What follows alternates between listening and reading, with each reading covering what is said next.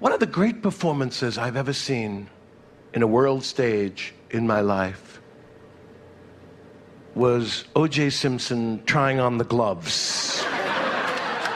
It was a Marcel Marceau.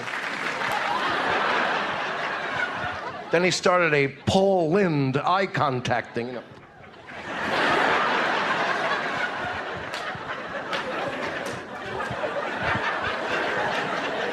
know, if he actually put his strength in, the glove would have been through the ceiling into Ito's nose.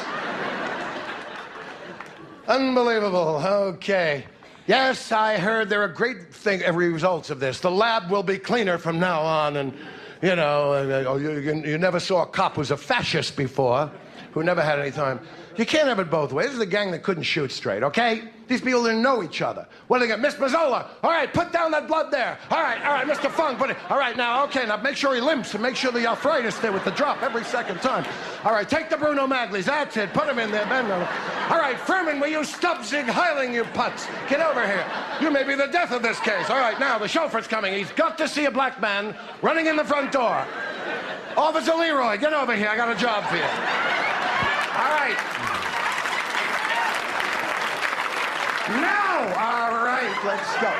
You can't have it both ways. This is the gang that couldn't shoot straight. They fucked up everything.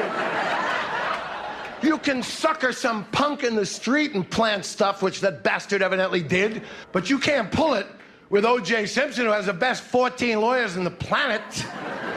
For all intents and purposes, he's an elitist. He's wealthy and powerful and beloved. No one's, God. I can tell you one thing about it. I always considered him a bad actor. Not anymore. Genius. O.J.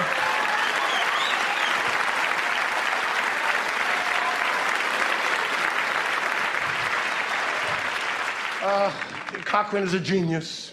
If I slash my wife's throat, it's the first one I turn to. There's no question about it.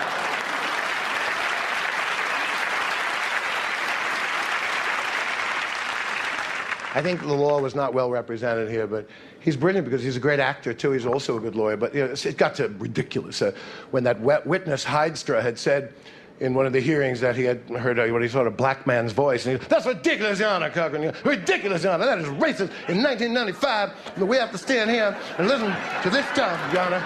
This is ridiculous. It's racist that you could tell whether a man is black or white by the way he tells. That is ridiculous, Your Honor. And I don't want to sit here and I don't want to listen to it. That's ridiculous. It's racist. Don't you agree, Mr. Neufeld? I totally agree, Mr. Cochran. I think it would be impossible and racist to tell whether a man is black or white or whatever ethnic group he is.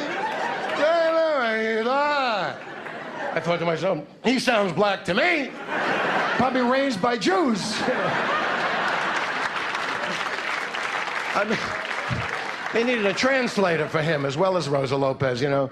Miss Mazzola, is it fair to say that the allele was contaminated? Miss Mazzola, is it fair to say that the allele was contaminated? And in addition, Miss Mazzola, is it fair to say... In addition, Miss Mazzola, is it fair to say... that the blood was contaminated, went into your tuchus, your nose, you put it in, it leaped, the allele leaped into the other allele, making a double allele. But it put in your tuchus, it put in your nose, and it was a male in the allele. And it came out the other side in your tuchus.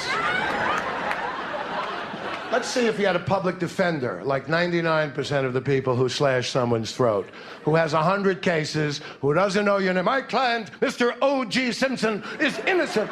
Mr. O.J. Simpson is innocent. You know, where your experts are 5 kids with a Gilbert chemistry set. The blood doesn't leap off. The other ones were sour. But I tell you, CNN is the most sorriest people in the world that this happened. They was keeping them afloat. They had an earphone into Judge Ito. Take a break now, all right? Yeah. Call a sidebar. Yeah. We have an Anne Murray commercial, 2.5 minutes, all right?